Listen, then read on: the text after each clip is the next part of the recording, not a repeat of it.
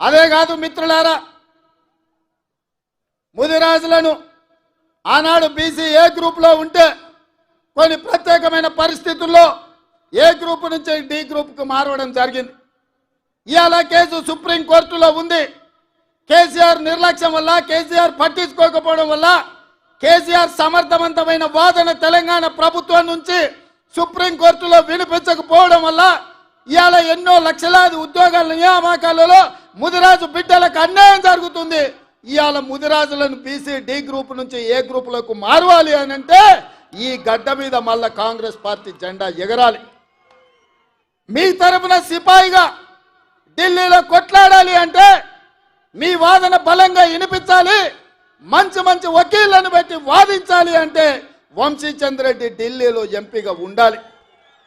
ఇవాళ ముదిరాజ్ సోదరులు, నేను ఒక్క మాట ఇవ్వదలుచుకున్న, ప్రత్యేకంగా ఈ రాష్ట్రంలో ఉన్న, తెలంగాణలో ఉన్న 10% ముదిరాజు బిడ్డలారా మీరు ఆలోచన చేయండి.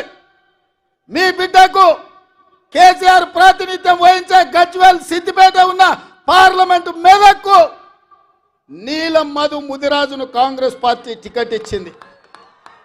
కానీ అదే కేసీఆర్ నాయకత్వం వహిస్తున్న మెదక్కు కేసీఆర్ వెంకట్రామరెడ్డికి టికెట్ ఇచ్చాడు.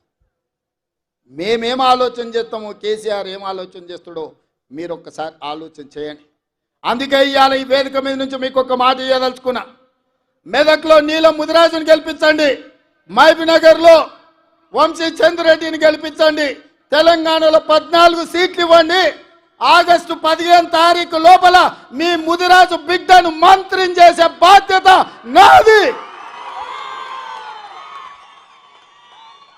మీకు శక్తి ఉంది, మీకు యుక్తి ఉంది, మీకు పట్టుదల ఉంది, మీకు పౌరుషం ఉంది, పోరాడే శక్తి మీకుంది. ఇదంతా సంఘటితమై మీరందరూ ఏకమై తెలంగాణ గడ్డ మీద కాంగ్రెస్ కు 14 సీట్లు ఇవ్వండి.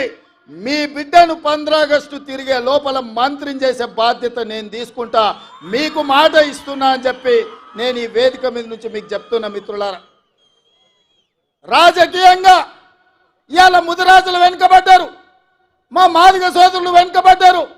ఉద్యోగ ఉపాధి అవకాశాలలో వాళ్ళకు రావాల్సిన అవకాశాలు రాక పీజీలు